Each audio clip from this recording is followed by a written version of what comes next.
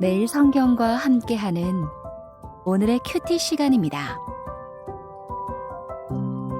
9월 23일 오늘의 말씀은 열왕기상 8장 33절에서 43절입니다.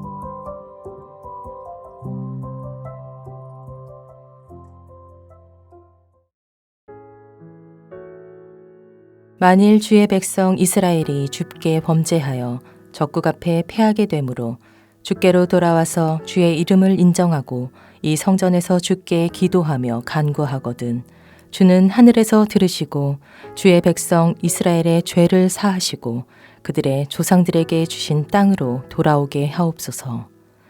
만일 그들이 주께 범죄함으로 말미암아 하늘이 닫히고 비가 없어서 주께 벌을 받을 때에 이곳을 향하여 기도하며 주의 이름을 찬양하고 그들의 죄에서 떠나거든 주는 하늘에서 들으사 주의 종들과 주의 백성 이스라엘의 죄를 사하시고 그들이 마땅히 행할 선한 길을 가르쳐 주시오며 주의 백성에게 기업으로 주신 주의 땅에 비를 내리시옵소서. 만일 이 땅에 기근이나 전염병이 있거나 곡식이 시들거나 깐부기가 나거나 메뚜기나 황충이 나거나 적국이 와서 성읍을 에워싸거나 무슨 재앙이나 무슨 질병이 있든지 막론하고 한 사람이나 혹 주의 온 백성 이스라엘이 다 각각 자기의 마음에 재앙을 깨닫고 이 성전을 향하여 손을 펴고 무슨 기도나 무슨 간구를 하거든 주는 계신 곳 하늘에서 들으시고 사하시며 각 사람의 마음을 아시오니 그들의 모든 행위대로 행하사 갚으시옵소서. 주만 홀로 사람의 마음을 다 아심이니이다. 그리하시면 그들이 주께서 우리 조상들에게 주신 땅에서 사는 동안에 항상 주를 경외하리이다. 또 주의 백성 이스라엘에 속하지 아니한 자 곧 주의 이름을 위하여 먼 지방에서 온 이방인이라도 그들이 주의 크신 이름과 주의 능한 손과 주의 펴신 팔의 소문을 듣고 와서 이 성전을 향하여 기도하거든 주는 계신 곳 하늘에서 들으시고 이방인이 주께 부르짖는 대로 이루사 땅의 만민이 주의 이름을 알고 주의 백성 이스라엘처럼 경외하게 하시오며 또 내가 건축한 이 성전을 주의 이름으로 일컫는 줄을 알게 하옵소서. 오늘 본문에서도 백성들을 위한 솔로몬의 기도가 계속됩니다. 이스라엘이 범죄함으로 전쟁에 패하고 가뭄, 질병, 전쟁 등의 재앙을 맞을 때 솔로몬은 백성들이 회개하고 성전을 향해 하나님께 간구할 것을 기대합니다. 그리고 이들의 간구를 하나님이 들으시고 그들의 죄를 용서하여 주시기를 또한 간절히 바라고 있습니다. 이뿐이 아닙니다. 이방인이 하나님을 찾을 때도 하나님이 응답하셔서 그들이 하나님을 경외하게 해달라고 간구하고 있습니다. 33절과 34절은 백성들이 기도하는 두 번째 상황인데요. 적에게 패한 뒤에 용서를 구하는 기도와 관련이 있습니다. 솔로몬은 이 패배를 단순히 군사적 실패로 여기지 않습니다. 이스라엘 백성의 범죄와 연결시킵니다. 물론 개인과 공동체에 닥친 어려움이나 재난이 모두 죄로 인한 결과는 아닙니다.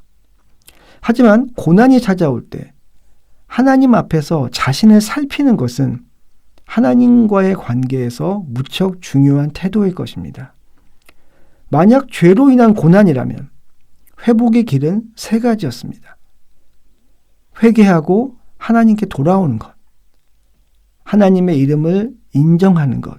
이 말은 다시 말하면 자신이 처한 상황이 하나님의 공의로운 심판임을 받아들이는 것입니다. 어쩌면 이것이 포로 생활 중에 있는 열왕기를 읽는 백성들에게 해당하는 길이었을지도 모릅니다. 그리고 마지막으로 성전에 나와 기도하는 것입니다. 그러면 하나님이 그들의 죄를 용서하시고 그들의 조상들에게 주신 땅으로 돌아오게 하시기를 솔로몬은 간구하고 있습니다. 회개는 죄 지은 자가 마땅히 행할 바이지만 용서는 하나님이 마땅히 행하셔야 하는 바는 아닙니다. 그래서 용서는 은혜입니다. 아니, 용서라는 하나님의 은혜가 저와 여러분의 회개를 불러일으키는 것입니다. 35절 36절은 백성들이 기도하는 세 번째 상황입니다. 이것은 그들의 죄로 인해 가뭄이 발생한 경우입니다. 이스라엘의 농사 결과는 가을비와 봄비가 얼마나 제때 와주느냐에 좌우되었습니다. 가나안의 신 바알이 바로 이런 일을 주관한다고 여겨졌고 이스라엘이 바로 이러한 생각 때문에 바알을 섬기곤 했던 것입니다. 결국 하나님은 누가 진정한 복을 주는 참 하나님인지 깨닫도록 이스라엘 백성에게 비를 주지 않으실 때가 있었습니다. 이때도 회복의 조건은 회개였습니다. 하나님께 우선적으로 구해야 할 것은 비가 아니라 죄의 용서이기 때문이었습니다. 솔로몬은 이에 덧붙여서 이스라엘이 하나님의 온전한 축복을 누릴 수 있도록 그들이 하나님 앞에서 마땅히 행할 길을 가르쳐 달라고 하나님께 기도합니다. 오늘도 말씀 앞에 서는 저와 여러분의 기도가 이 솔로몬의 기도와 같지 않아야 할까 생각합니다. 우리가 하나님의 복을 온전히 누릴 수 있도록 하나님 앞에서 마땅히 행할 길을 저희에게 가르쳐 주십시오. 37절부터 40절은 백성들이 기도하는 네 번째 상황입니다. 그들에게 기근과 다양한 병 그리고 가혹한 경제적 파탄을 가져오는 적의 침략을 다루고 있습니다. 이 기도에서는 죄에 대한 개인의 인식과 고백이 강조되고 있는데요. 이것은 하나님 앞에서의 개인적인 책임에 무게를 둔 것입니다.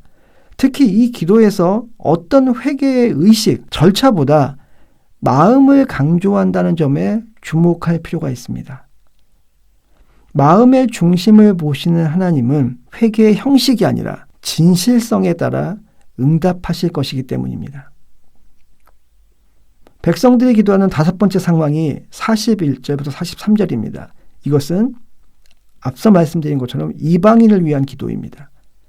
솔로몬은 성전을 통해 하나님께 나아오는 이방인도 하나님을 경외할 수 있도록 그들의 간구를 들어주시기를 기도하고 있습니다. 이 기도는 이스라엘에서 그리고 이스라엘 통해 일하시는 하나님을 이방인들이 본다면 그들도 하나님을 알고자 할 것이라는 점을 기대합니다. 또한 하나님의 이름을 통해 만민이 하나님께 나아오는 그 장면을 내다보고 있습니다. 하나님의 이름과 능력에 대한 소문은 이방인들로 하여금 하나님이 어떤 분인지 깨닫는 기회를 제공합니다. 그들을 성전으로 이끕니다. 그들이 성전을 향해 기도하게 만듭니다. 그리고 그들이 하나님을 경외하게 만듭니다. 솔로몬은 하나님이 이들의 간구를 들으시고 응답하시기를, 이들을 통해 땅의 만민이 하나님의 이름을 알게 되기를, 그리고 그들이 하나님을 경외하기를 기도합니다. 이처럼 하나님의 백성인 저와 여러분은 나를 통해 세상이 주님을 알도록 살아야 하는 존재들입니다. 하나님의 이름과 능력을 전하는 메신저로 살도록 부름받은 존재들입니다. 세상을 향한 하나님의 메시지로 보냄받은 존재들입니다. 바울의 말을 빌리자면 저와 여러분은 그리스도의 편지입니다. 그런 의미에서 오늘 솔로몬의 기도는 우리의 삶이 하나님을 알리고 있는지 혹 가리고 있지는 않은지, 하나님을 알린다 해도 왜곡되게 알리진 않는지 돌아보게 만듭니다. 이 점을 기억하면 좋겠습니다. 우리는 하나님을 아는 만큼 믿을 수 있습니다. 그리고 그 믿음만큼 살 수 있습니다. 그리고 그 삶은 누군가에게 하나님을 알리는 통로가 됩니다. 여전히 자신 없고 많이 부족하지만 오늘 하루 저와 여러분의 삶을 통해 누군가가 하나님을 알게 되는 그러한 은혜가 있기를 소망합니다. 기도하겠습니다. 오늘 하루 저희를 찾아오는 현실의 크고 작은 문제 앞에서 문제 해결보다 하나님을 먼저 생각하게 하여 주시옵소서. 하나님의 은혜로 어려움 없는 순탄한 삶이길 바라지만